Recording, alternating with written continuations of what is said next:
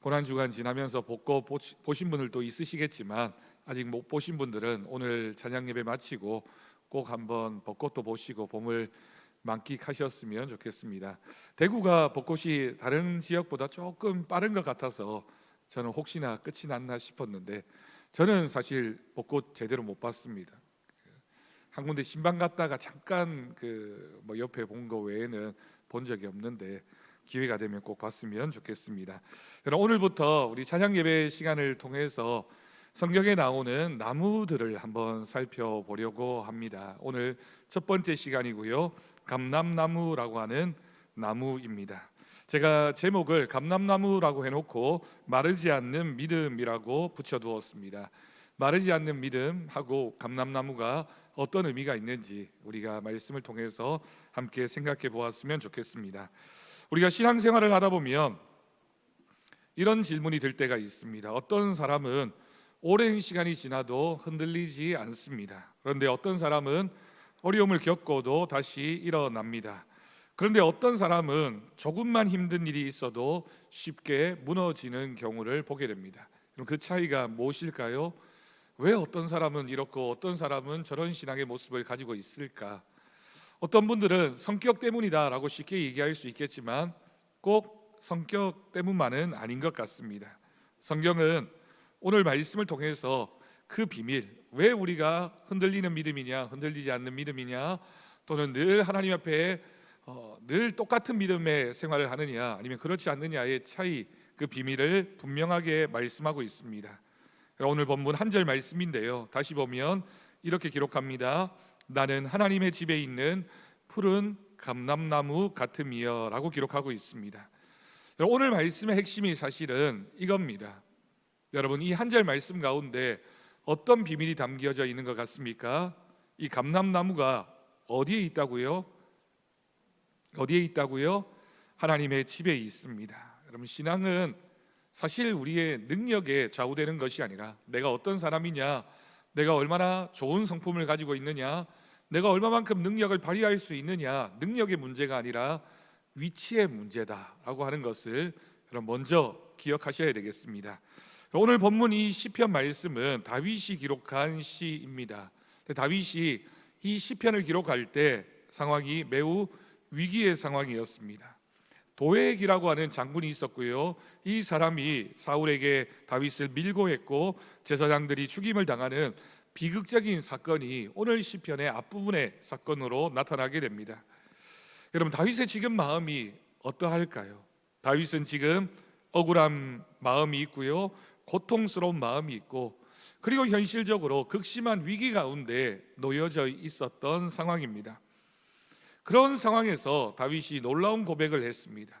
다시 한번 오늘 말씀을 보면 나는 푸른 감람나무 같다라고 하는 겁니다. 다윗이 지금 처한 상황은 광야의 상황이라고 해도 틀린 말이 아닌데 고백은 생명의 고백을 하고 있는 것입니다. 여러분, 믿음이 뭘까라고 했을 때 우리가 오늘 말씀을 통해서 다윗의 신앙을 통해서 고백하는 것은 아무리 주위 환경이 광야와 같을지라도 내가 하나님을 향한 믿음을 가지고 있으면 나는 푸른 감람나무와 같은 믿음 생활을 할 것이다 라고 하는 고백인 줄로 믿습니다. 자, 여러분, 그렇다면 감람나무가 어떤 나무일까요? 여러분, 성경에 감람나무라고 번역되어진 이 나무는 우리가 잘 알고 있는 올리브 나무입니다. 왜 올리브라고 표현하지 않고 감람나무라고 번역을 했을까요? 이 우리말 성경이 번역될 당시에 참고했던 몇 권의 성경이 있었는데 그 중에 하나가 중국어 성경이었습니다. 당시에는 중국에서 우리나라로 복음이 전해지는 경우가 많았고 중국어 성경도 우리나라에 들어와 있는 경우가 많이 있었기 때문이기도 하고요. 또 우리나라가 한자 문화권이다 보니까 한자어로 된, 한문으로 된 성경이 훨씬 더 익숙했던 거죠. 중국어 성경에는 이 나무가 감람나무라고 번역이 되어져 있었습니다. 한자어로 그렇게 된 거죠. 그래서 그때 우리 말 성경을 번역하면서 감람나무라고 중국 사람들이 사용하는 그 이름 그대로 사용하게 된 것입니다. 그럼 이 감람나무, 올리브나무는 매우 특별한 나무입니다. 우리나라에서는 사실 잘 보기가 어렵습니다. 왜냐하면 기후가 달라서 올리브 나무는 지중해 그 인근 지역에서 특별히 많이 자라고 또 그 열매를 사용하는 문화가 있기 때문입니다. 사진을 보여드리겠습니다. 우리가 일반적으로 알고 있는 그 감람나무인데, 아마 이 감람나무가 그 예루살렘 성전 맞은편에 있는 겟세마네 동산, 이 겟세마네라고 하는 동산이 원래 감람산이라고 불려졌고요. 이 감람산이 감람나무가 많은 곳이고 감람나무에서 나오는 올리브로 그 이렇게 즙을 차던 올리브유를 만들던 곳이었기 때문에 감람산이라고 불려졌는데, 거기에 있는 나무입니다. 원래 여러분, 우리가 그 지중해 인근에 가게 되면 보는 감람나무, 올리브 나무는 이렇게 둥지가 이렇게 크지는 않습니다. 물론 이렇게 굵어지려면 굉장히 오랜 시간이 필요한 거죠. 감람나무는 굉장히 중요한 특징을 몇 가지 가지고 있습니다. 첫 번째는 가뭄에도 잘 견딥니다. 그래서 아마 비가 잘 오지 않는 이스라엘을 비롯한 그 인근 지역에서 이 감람나무가 많이 재배된 것으로 생각할 수 있습니다. 또 중요한 특징은 잘려도 다시 자라는 특징이 있습니다. 감람나무가 오래 나이가 많이 들어서 이 나무가 이제 둥치가 이렇게 굵어지게 되면 그 나무가 이렇게 잘리거나 또는 이렇게 흔들리는 경우가 생겨나겠죠. 그러면 잘리게 되면 그냥 그대로 그 남은 부분에 있어서 가지가 생겨나게 되고 잎이 생겨나고 열매를 맺는 경우가 많이 있습니다. 그래서 감람나무의 특징이 뭐냐면 수백 년을 살아간다라고 하는 특징이 있습니다. 그럼 조금 전에 보여드렸던 그 이제 감람나무가 성지순례를 가게 되면 이 겟세마네 동산 감람산에 가게 되면 볼 수 있는 이 올리브 나무인데요. 이 나무가 예수님 당시에도 있었던 나무다라는 전설이 있습니다. 왜 그렇게 생각하냐면 감람나무가 가지고 있는 특징 때문입니다. 이 올리브 나무가 이렇게 오랜 세월이 지나게 되면 속이 텅텅 빕니다. 속이 텅 비어져도 이제 잎이 이렇게 무성하게 나고 열매도 맺는 경우가 많죠. 그런데 그 시간 또 한참 지나고 나면 결국에는 나무에는 수명이 있으니까 나무가 죽지 않겠습니까? 그런데 놀랍게도 감람나무는 그 비어져 있는 그 나무 속에 감람나무 열매가 들어가서 뿌리를 내리고 싹이 나고 나무가 자라게 되면 겉에 있는 감람나무는 분명히 죽었는데 속에서 새로운 감람나무가 살아 올라와서 그 나무가 있던 그 자리에서 똑같은 모습으로 감람나무가 된다는 거죠. 그러니까 아버지 나무, 아들인지 딸인지 나무는 모르겠지만 그 나무도 또 그곳에서 자라게 되면서 계속해서 대를 이어서 굉장히 오랜 기간 동안 똑같은 장소에 똑같은 모양으로 있는 감람나무를 볼 수 있다라고 하는 겁니다. 그래서 예루살렘에 가게 되면 이 감람산에서 예수님 당시에도 있었던 감람나무가 지금까지도 있다라고 하는 말이 사실은 반은 맞고 반은 틀린 말이라고 할 수 있겠죠. 그래서 여러분, 성경에서 이스라엘을 상징하는 나무가 몇 가지가 있는데 그 중에 하나 이 감람나무는 지속되는 생명과 끊어지지 않는 하나님의 은혜를 상징적으로 표현할 때 이 감람나무라고 표현을 하게 됩니다. 여러분, 어떤 특징이 있다고요? 지속되는 생명, 끊이지 않는 하나님의 은혜를 상징하는 나무가 감람나무입니다.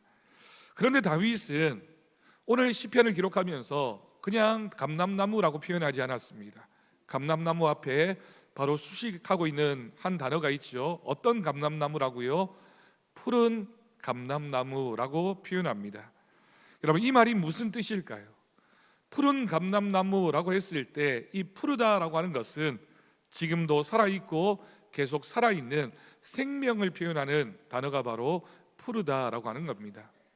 여러분, 나무가 푸르다라고 하는 것은 생명이 있다는 것이고 생명이 있으면 잎이 나고요, 자라게 되고 언젠가는 열매를 맺게 됩니다. 그런데 이 말씀에서 조금 전에 제가 설명드렸던 것처럼 너무너무 중요한 핵심은 푸른 감람나무가 있는 위치입니다. 하나님의 집에 있는 푸른 감람나무입니다. 여러분, 여기서 모든 것이 결정됩니다. 감람나무가 푸른 이유는 자기의 능력이 아니라 어디에 심겨져 있느냐. 여러 곳에 감람나무가 있을 수 있지만 특별히 이 감람나무는 하나님의 집에 있는 푸른 감람나무입니다. 거꾸로 얘기하면 이 감람나무가 푸를 수 있는 이유는 하나님의 집에 있기 때문이다라고 설명할 수 있습니다. 다시 한번 말씀드립니다. 성도 여러분, 신앙은 능력이 아니라 무엇이라고요? 위치입니다. 우리가 어디에 있느냐, 누구 안에 있느냐, 우리의 생명의 근원이 누구인지를 알고 살아가고 있느냐가 우리가 푸른 감람나무냐 아니면 다른 생명력이 없는 그런 나무냐를 결정하게 됩니다. 하나님의 집에 있는가, 하나님과 연결되어 있는가, 이것이 모든 것을 결정하게 될 것입니다. 여러분, 우리가 잘 알고 있죠. 나무는 사실 눈에 보이는 부분보다 눈에 보이지 않는 부분, 뿌리가 훨씬 더 중요합니다. 겉으로는 똑같아 보이는 그런 푸르름을 보이고 있다 하더라도 뿌리가 말라 있으면 그 나무가 지금은 괜찮아 보이지만 결국 조금 지나면 말라질 수밖에 없습니다. 뿌리가 중요하다라고 하는 것이죠. 우리의 신앙도 마찬가지입니다. 예배는 드리지만 마음이 하나님과 멀어져 있다면 그 신앙은 이미 말라가고 있는 것입니다. 그래서 여러분, 우리의 마음이, 우리의 신앙의 중심이 어디에 있느냐, 우리가 정말 하나님의 집에 있느냐, 하나님을 향해 뿌리를 내리고 있느냐, 그렇지 않으냐가 우리의 생명을 결정하게 될 것입니다. 하나님은 우리의 겉모습이 아니라 연결 상태를 보고 계십니다. 우리가 지금 하나님과 연결되어진 나무이냐, 아니면 세상에 뿌리를 내리고 세상과 연결되어진 나무이냐라고 하는 것입니다. 그러면서 다윗은 또 하나 중요한 고백을 하고 있습니다. 하나님의 인자하심을 영원히 의지하리로다. 여러분, 여기에 기록되어진 인자하심이라고 하는 이 단어가 우리가 히브리어, 우리가 많이 듣게 되는 헤세드라고 하는 단어입니다. 인자, 인애, 사랑, 자비, 이런 뜻으로 번역될 수 있는 그런 단어입니다. 그래서 이 헤세드라고 하는 이 단어는 인간 사이에 있는 사랑이나 그런 동정하는 마음이 아니라 언약적인 사랑, 끊어지지 않는 사랑, 하나님의 이스라엘 백성들을 향한, 하나님의 백성을 향한 하나님의 사랑과 자비를 표현할 때 헤세드라고 하는 단어를 사용했습니다. 여러분, 그러면 이 구절을 이렇게 번역할 수 있겠죠. 다윗은 이렇게 말하는 겁니다. 나는 내 힘이 아니라 하나님의 은혜로 살아갑니다. 나는 내 힘으로 살아가는 인생이 아니라, 내 능력으로 살아가는 인생이 아니라 하나님의 은혜로 살아가는 사람입니다. 은혜 아니면 아무것도 아닙니다. 은혜 없이는 살아갈 수가 없습니다. 하나님의 은혜만이 나를 푸르게 할 것이며, 하나님의 은혜가 나와 내 가정과 우리 교회와 우리 모두를 지켜줄 것입니다. 그 믿음을 우리가 가지기를 축복합니다.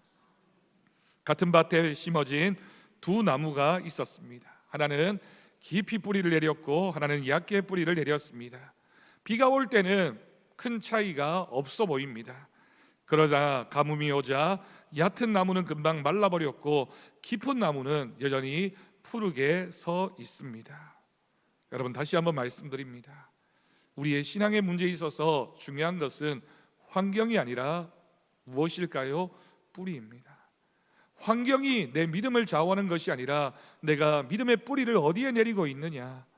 그런데 여러분, 우리가 얼마나 많이 환경을 핑계합니까? 바쁘기 때문에, 내가 지금 안 좋기 때문에, 내 마음이 복잡하니까, 그런 것들 때문에 내 신앙이 방해받고 있다라고 생각하는 것, 여러분, 물론 우리가 환경의 동물이긴 하지만 여러분, 그것 때문에 우리의 신앙이 결정되어지는 것이 아니라 어떤 상황에서든지 우리가 믿음의 뿌리를 어디에 내리고 있느냐, 우리가 우리의 믿음의 중심을 어디에 두고 있느냐에 결정되어짐을 믿어야 할 것입니다. 때로는 우리가 착각할 수 있습니다. 교회 다니면 괜찮겠지, 직분이 있으면 괜찮겠지. 그러나 중요한 질문은 이것입니다. 나는 정말 하나님 안에 있는가? 여러분, 우리가 목사라서, 장로로서, 아니면 권사라서, 또는 집사라서 우리가 구원받는 게 아니지 않습니까? 그 직분 때문에 구원받는 것이 아닙니다. 우리가 교회에 다니고 있기 때문에, 예배당에 앉아 있기 때문에 구원받는 것이 아닙니다. 무서운 말이지만 교회 안에 있지만 하나님과 연결되지 않은 신앙은 결국 마르게 됩니다. 우리가 직분이 있지만, 무서운 표현이지만, 우리가 그 직분이 있음에도 불구하고 하나님과 제대로 연결되어져 있지 않으면 그럼 우리가 천국까지 못할 수도 있다라고 하는 뜻입니다. 여러분, 그렇다면 우리가 하나님의 집에 있는 삶을 살기 위해서 구체적으로 결단해야 할 부분이 무엇일까요? 여러분, 우리가 하나님의 집에 있으려면 말씀의 뿌리를 내려야 되겠죠. 말씀 없이 신앙이 유지되지 않습니다. 또 기도로 연결을 유지해야 할 것입니다.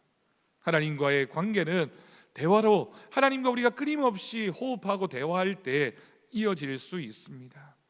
또한 우리가 예배의 중심의 삶을 살아야 할 것입니다. 예배는 우리가 하나님이 주시는 생명의 양식을 먹는 시간이고, 그 양식을 먹어야지만 우리의 영혼이 살 수 있기 때문입니다. 여러분, 굶어 보셨습니까? 우리가 며칠은 굶을 수 있습니다. 버틸 수 있습니다. 그러나 계속해서 아무것도 먹지 않게 되면 그 어떤 사람이라 하더라도 생명을 유지할 수가 없습니다. 한 성도가 이런 고백을 했습니다. 내 인생에 가장 힘들었을 때는 기도를 멈췄을 때였습니다. 반대로 그가 이렇게도 말했습니다. 문제가 해결된 것이 아니라 하나님과 연결되어졌을 때 내가 살 수 있었습니다. 여러분, 우리가 문제 해결되는 것 중요하긴 하지만 하나님과의 관계를 다시 회복할 때 우리가 다시 살아나는 은혜를 누리게 될 것을 믿습니다. 여러분, 사실 감람나무는 성지 이스라엘에 가면 또는 유럽의 지중해 인근에 가면 참 쉽게 볼 수 있는 그런 나무입니다. 특별한 나무가 아닙니다. 그런데 왜 성경에서 이 감람나무가 특별한 자리를 차지하고 있을까요? 그 감람나무가 특별한 위치에 있기 때문입니다. 여러분, 우리가 세상 사람들과 비교해서 특별한 사람이 아니라 하나님께 붙어 있기 때문에 특별한 사람으로 하나님이 우리를 인정해 주십니다. 그러니 내가 열심히 해서 특별한 사람이 되어야지 라고 하는 것이 우리의 삶의 목적이 아니라 하나님 안에 있어서 하나님과 함께 있을 때, 하나님께 붙어 있을 때 하나님이 우리를 특별한 사람으로 인정해 주실 것을 믿습니다. 오늘 말씀을 통해서 우리 모두가 감람나무와 같은 믿음 생활하기를 축복합니다. 여러분, 세 가지를 말씀드리려고 하는데요, 간단하게 말씀드릴게요. 여러분들 지금 보니까 정신이 좀 흐려진 분들이 몇 분 보이십니다. 제가 모를 것 같지만 저도 이제 목회한 지가 꽤 오래돼서 여러분들 자세나 표정이나 눈빛의 이름 맑고 흐림의 정조를 보아도 알 수 있습니다. 세 가지 결단을 하려고 합니다. 첫 번째는 감람나무는 회복과 평화를 말합니다. 여러분, 창세기 8장 11절을 보면 이런 말씀이 있습니다. 저녁 때에 비둘기가 그에게로 돌아왔는데 그 잎에 감람나무 새 잎사귀가 있는지라 이에 노아가 땅에 물이 줄어든 것을 알았다라고 기록합니다. 여러분, 이 장면이 어떤 장면인지 여러분 추측되시죠? 노아가 비둘기를 보냈는데 그 비둘기가 감람나무 잎을 물고 온 것입니다. 이 장면은 단순한 그냥 우연히 일어났던 일, 자연적인 현상을 표현하고 있는 것이 아니라 하나님께서 물로 온 세상을 멸하셨지만 이제는 회복시켜 주겠다라고 하는 하나님의 메시지입니다. 심판이 끝이 났고 회복이 시작되어질 것이다. 네가 살고 있는 삶에서 고난과 아픔의 시간은 이제 다 지나갔고 내가 너와 함께 할 것이며 너에게 은혜와 회복의 은혜를 내려줄 것이다 라고 하는 하나님의 약속입니다. 여러분, 우리 인생에도 홍수와 같은 시간이 있습니다. 가정에 문제가 있고요, 건강에 문제가 있고요, 관계의 갈등을 경험할 때가 있습니다. 하지만 여러분, 그 시간을 잘 버텨내고 나면, 그 시간이 다 지나고 나면 하나님이 우리에게 감람잎을 보내십니다. 그 감람나무 잎은 작은 신호이지만 회복이 시작되어졌다는 하나님의 사인입니다. 여러분, 우리가 기도하면서 하나님이 보내신 그 작은 감람나무 잎을 믿음의 눈을 떠서 볼 수 있는 그런 축복된 믿음의 눈이 열려지기를 간절히 바랍니다. 여러분, 두 번째로 감람나무는 기름 부음과 사명을 의미합니다. 여러분, 성경에서 이 올리브유, 이 감람나무유가 열매로 만든 이 기름이 매우 특별하게 사용되어졌습니다. 대표적으로 왕에게 기름을 부을 때, 제사장을 세울 때 선지자를 하나님의 사람으로 인정할 때 감람나무유, 올리브유를 부었습니다. 또 하나 중요한 것은 성막에서 성막에 등불을 밝힐 때 이 감람나무유를 사용하게 됩니다. 그래서 성경에 나오는 이 올리브유, 감람나무유는 단순한 기름이 아니라 하나님의 선택과 임재의 상징입니다. 여러분, 성도는 오늘 말씀에 기록되어진 감람나무와 같습니다. 왜냐하면 하나님은 우리를 통해 기름을 흘려보내기 원하시기 때문입니다. 여러분, 유럽 여행을 가게 되면 밥을 먹을 때마다 자주 보게 되는 음식 가운데 하나가 올리브로 사용되어진 많은 그런 음식들을 보게 됩니다. 흔한 음식입니다. 올리브를 그렇게 열매로 먹기도 하지만 그 열매를 사용해서 기름을 짜내게 되면 그 기름은 하나님의 임재하심, 하나님의 은혜를 상징하는 물건이 됩니다. 어떤 사람에게는 하나님이 위로의 기름을 주시기를 원하십니다. 어떤 사람에게는 회복의 기름을 주시기를 원하십니다. 어떤 사람에게는 믿음의 기름이 필요한 경우가 있습니다. 여러분, 우리가 그 기름이 되어서 누군가에게 그 기름으로 전해지는 그런 누구를 살리는 어떤 한 생명을 살리는 기름이 되어 흘러가기를 축복합니다. 여러분, 요즘에 올리브 커피, 올리브유 커피가 되게 인기라고 합니다. 커피에다가 올리브 기름을 이렇게 몇 방울 떨어뜨려서 이렇게 마시게 되면 커피의 안에 있는 이렇게 안 좋은 성분은 조금 가라앉히고 좋은 성분은 이렇게 잘 이렇게 발현될 수 있도록 하는데 유용하게 사용되어진다고 합니다. 이런 올리브유가 많은 음식에 들어가고 또 많은 사람들을 이롭게 하는 것처럼 우리 모두가 하나님의 기름이 되어서 이 지역과 우리의 가정을 살려내는 그런 아름다운 역사가 있기를 축복합니다. 마지막으로 감람나무는 하나님의 백성을 상징합니다. 로마서 11장 17절에서 24절 우리가 읽지 않겠지만 거기에 보면 사도 바울이 이스라엘을 향해서 참 감람나무로 비유하고 있습니다. 그리고 이방인은 돌 감람나무였는데 그 돌 감람나무가 참 감람나무에 접붙임을 당하면서 이제는 너희가 참 감람나무가 되었다라고 하는 말씀입니다. 여러분, 이 말씀은 정말 중요한 진리를 담고 있습니다. 여러분, 접붙임이라고 하는 것이 얼마나 신비로운 일입니까?